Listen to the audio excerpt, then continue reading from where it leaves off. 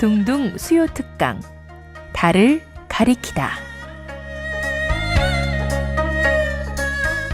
매주 수요일 코너입니다. 달을 가리키다. 성현들은 달을 가리키고 있지만 우리는 그 손가락만 보고 있지 않은지 돌아보는 시간인데요. 종교의 문자나 상징이 아니라 그것이 가리키고 있는 종교에 잠든 가치에 대해 생각해보는 시간입니다. 개신교계 환경운동의 선구자 양재성 목사가 지난 35년간 묵묵히 걸어온 생태 목회 여정을 담은 책 녹색 순례자를 출간했습니다. 양재성 목사는 기독교 환경운동연대 사무총장, 종교환경회의 상임대표를 지내며 지난 35년간 생태 목회 환경운동의 길을 걸어왔는데요. 먼 산 양재성 목사님의 그간의 여정을 들어보겠습니다. 목사님 안녕하세요. 네, 안녕하세요. 네, 반갑습니다. 청취자분들께 인사부터 한 말씀 해주실까요? 예, 청취자 여러분 안녕하세요. 저는 개신교 목사이고 기독교 환경단체인 기독교 환경운동연대의 상임대표를 맡고 있고 또 감리교안의 생태목회 연구소의 소장 일을 맡고 있습니다. 어느 때보다도 지구위기가 이제 심각한 때인데 이러한 때에 여러 힘과 뜻을 모아서 지구 살리기에 성심을 다하는 원음방송과 원불교 청취자 여러분들에게 감사의 마음을 전합니다. 네, 고맙습니다. 자, 우리 목사님의 호가 먼 산인데요. 우리 원불교에서 법호를 줄 때 산이란 이름이 붙잖아요. 네, 먼 산은 어떤 뜻으로 지으신 건가요? 글쎄, 저도 이제 젊을 때부터 산이라는 호를 많이 썼는데요. 젊은 시절에는 청산이라고도 하고, 또 조금 민족에 철이 드니까 한산이라고도 하고, 지리산에 기대어 살다 보니까 지리산이라는 닉네임도 쓰기도 하고, 네. 그 뒤에 또 어떤 분이 서산이라는 이름도 지어주고, 그래서 얼마 전에 선배가 이렇게 먼산이라는 이름을 지어줬어요. 네. 그래서 이 먼산에 대한 글을 이 책에다가 조금 쓴 게 있어서 그거를 잠깐 읽어드릴까요? 네, 네. 그리움에도 색깔이 있고 향기가 있다는데 먼 산은 무색 무치다. 지극한 그리움이 있어야만 오르는 산이다. 우리는 모두 누군가에게 하나의 산이다. 그냥 먼 산이다. 그냥 좋은 게 참 좋은 것이듯 이유 없이 그냥 사랑하는 게 진짜 사랑하는 것이듯 그렇게 그냥엔 이유도 경계도 없다. 먼 산은 그런 산이다. 먼 산은 별거 아니면서 별거로 사는 존재가 아니고 본래부터 별거 아닌 존재는 없다고 신성한 존재로 살라고 만나는 모든 존재에게 속삭인다. 예. 원불교에서 법호 네. 이 산의 그 취지와도 잘 맞는 것 같습니다. 그래요. 사실 예, 이 산이 다행이네요. 네. 아주 많은 것들을 품어주잖아요. 네. 예, 그런 의미에서 원불교에서 법호로 이 산이라는 그 호칭을 쓰는 것으로 알고 있는데 이 먼 산도 많은 것들을 품어내고 가고 싶고 그리운 그런 면들이 있지 않나 하는 생각이 듭니다. 예. 법보로 생각하고 살겠습니다. 예. 예. 자, 우리 목사님께서 최근 지난 35년간의 목회 여정을 담은 책 녹색 순례자를 내셨습니다. 어떤 책인지 소개를 해주실까요? 예, 하여튼 이 책은 그냥 제 자전적 이야기가 담겨져 있는 책인데요. 일부에서는 제가 살아온 삶의 이야기를 좀 다루었고 2부에서는 제 신앙 이야기, 내가 만난 하나님이 어떤 하나님인지 그것도 보니까 어린 시절부터 어른에 이르기까지 어른에서 또 다양한 영역에 있기까지 하나님의 모습과 하나님의 인식이 다 달라지고 있었던 것이 굉장히 신비로웠어요.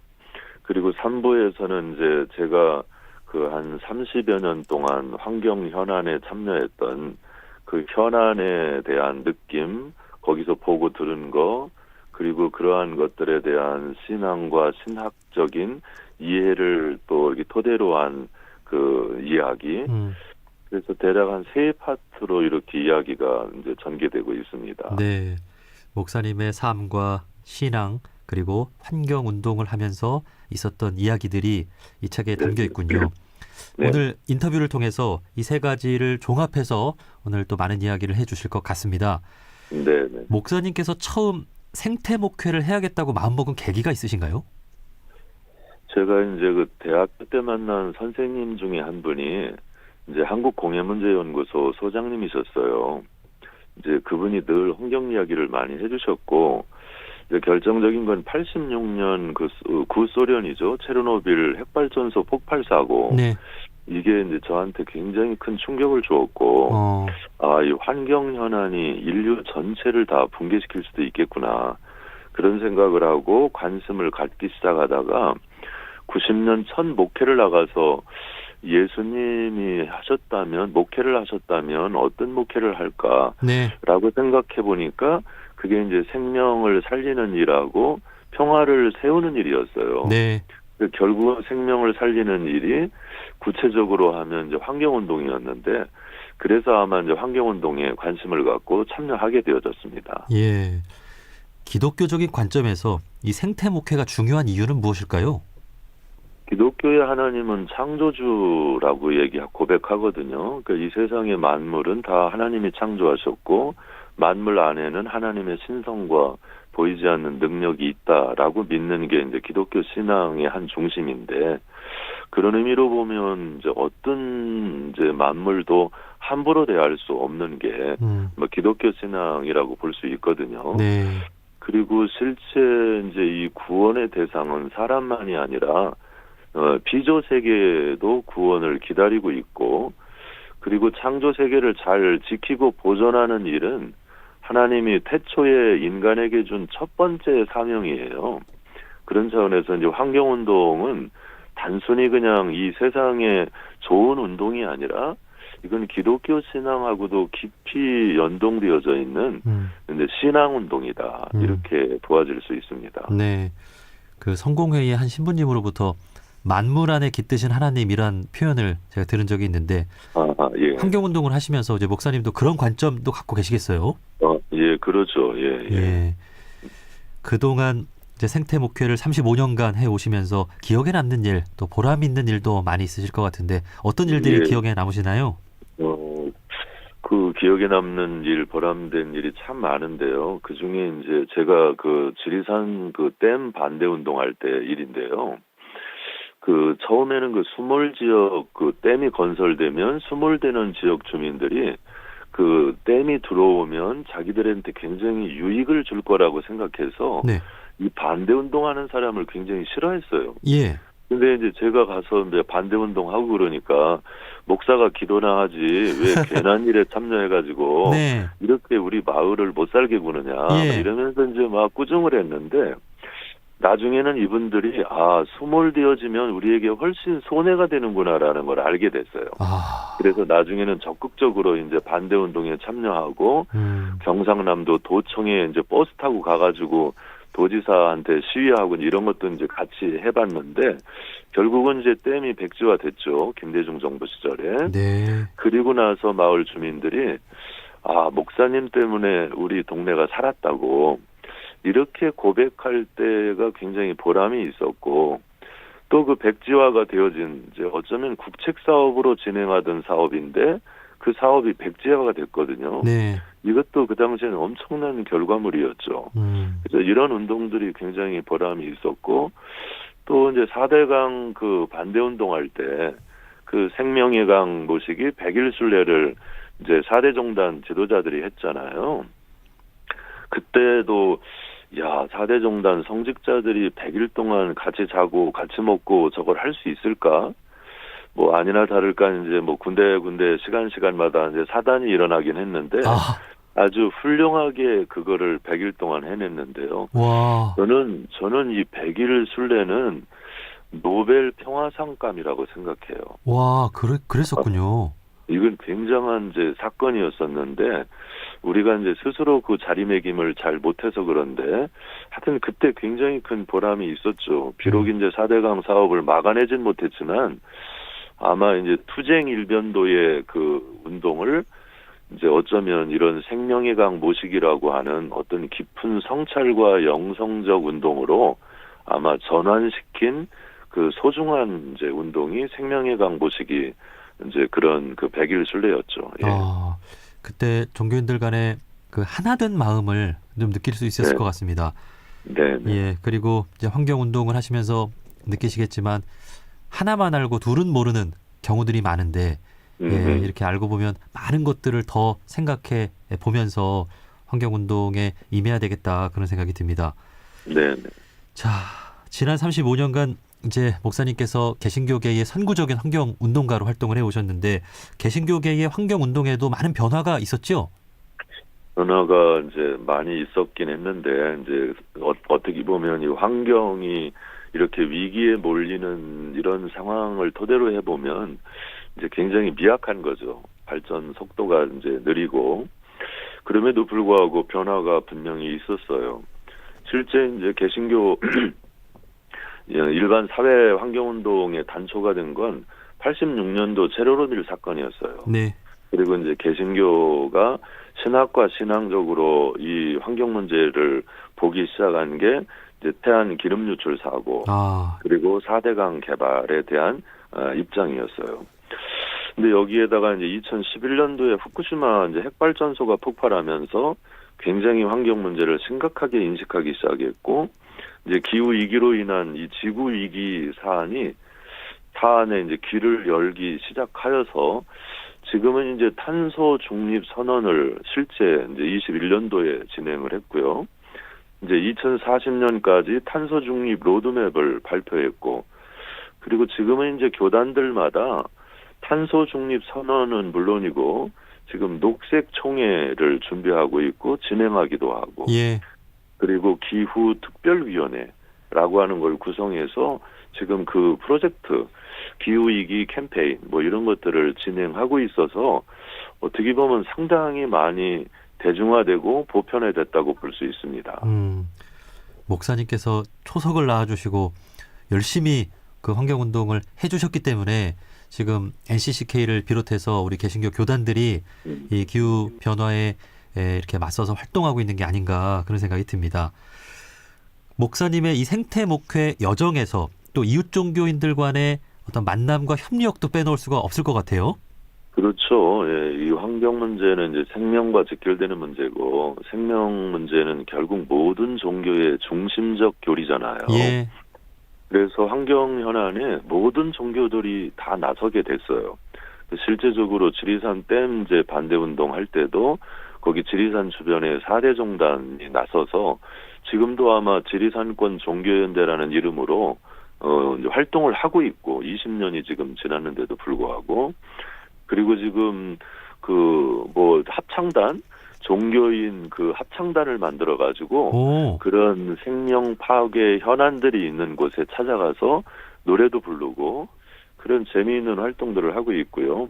특별히 이제 새만금에서는 이제 4대 종단 성직자들이 새만금에서 시청 광장까지 한 60여 일인가요? 60여 일을 같이 그 삼보일배로 올라왔잖아요. 네. 그게 이제 어떻게 보면 이제 종교적 영성을 이제 사회적 영성으로 이제 재편한 굉장히 중요한 단초가 됐는데 그것도 결국 4대 종단이 그렇게 연대해서 이루어냈고 조금 전에 말한 4대강 생명의 강 모시기 100일 순례 이것 또한 굉장한 사건으로 작동을 했고 그 이후에도 이 탈핵에 관련해서 예. 각 종단별로 여러 일들을 했지만 지금도 한 달에 한 번씩 서울에서는 탈핵 순례가 진행되고 있어요. 이것도 결국은 이제 5대 종단, 4대 종단에서 천도교가 이제 함께해서 5대 종단이 탈핵 순례를 지금 이제 진행하고 있어서 하여튼 이웃 종교들과 굉장히 좋은 탄탄한 연대를 가지고 있는 게 바로 이 환경운동 진영이 아닐까 싶습니다. 네. 이 녹색 순례자 여기 책에도 이웃 종교인들과의 이야기들 좀 많이 담겨 있나요? 하여튼 거기 관련해서 있죠. 예. 그 수경 스님이 4대 그 뭐죠? 그 삼보일배 하는 과정이나 그것도 이제 사실 지리산 실상사에서 시작되었다는 이야기들 그다음에 이제 그 삼보일배 진행한 거 4대강 생명의 강 모시기 할 때는 제가 종교 환경회의 상임대표였거든요. 그때 이제 수경 스님이 찾아와서 양 목사님 이거를 진행하고 싶은데 4대 종단이 함께하면 좋겠다. 예. 그래서 양 목사님이 단장을 맡고 살림살이는 내가 다 할 테니까 그렇게 허락만 해달라고 얘기를 하셨을 때 네. 그래서 이제 결국 종교환경회의가 주관해서 생명의 강 모시기 100일 순례를 진행했죠. 그 덕분에 굉장히 규모가 크게 진행이 됐어요. 네. 그러니까 이제 개신교 기도회도 상당히 성대하게 진행됐고, 원불교 기도회, 그리고 천주교 기도회, 그리고 불교 기도회 뭐 등등 해서 대규모로 이렇게 기도회가 진행이 됐습니다. 정말 이 환경 분야야말로 종교인들이 한마음 한뜻이 되는 그런 활동 분야라는 생각이 듭니다. 네. 목사님께서 그동안 참 많은 애를 써주셨네요. 자, 지금 우리 지구 생태계를 돌아보지 않을 수가 없습니다. 지구 생태계가 많이 파괴되고 이제 기후 변화도 심각한 상황인데요. 이제 모든 종교, 모든 교회가 당장 또 실천을 해야 하는 그런 과제가 있지 않겠습니까? 좀 하고 싶은 말씀 있으실까요? 예, 지금 실천할 수 있는 거는 이제 탄소를 줄이는 일이고, 이제 조금 더 이렇게 우리가 일상생활에서 아주 손쉽게 실천할 수 있는 일이기도 한데요. 크게는 저는 교회나 교당이나 원불교가 먼저 시작한 것 같은데요. 그 태양광 발전소를 설치하는 운동. 이거는 이제 탄소 화석 연료를 줄이고 오히려 지속 가능한 에너지로의 전환인데, 아마 교당 전체 혹은 뭐 개신교회가 지금 한 5만 5천 개 교회 된다고 그러는데, 5만 5천 개 교회 지붕마다 태양광 발전소가 올라가서 만약에 그 지속 가능한 에너지로 전환한다면 저는 분명히 사회의 한 흐름을 바꿀 것이다. 그렇게 생각이 되어지고요. 그리고 두 번째로는 이제 탄소를 대체하는 이게 흡수원이죠. 탄소를 흡수하는 게 이제 나무거든요. 그러니까 태양광 발전소 3kW를 지붕 위에 설치하면 30년 된 소나무 한 200그루가 이제 해결하는 탄소량과 같거든요. 엄청난 양인데, 그래서 이제 저희 또 개신교는 나름대로 15년 전부터 몽골의 그 은총의 숲을 심어왔어요. 만들어왔어요. 네. 제가 지난 7월에 다녀왔는데 은총의 숲을 가보니까 큰 나무는 한 5, 6m로 자라 있었고, 작은 나무들은 한 1.5m에서 2m 정도.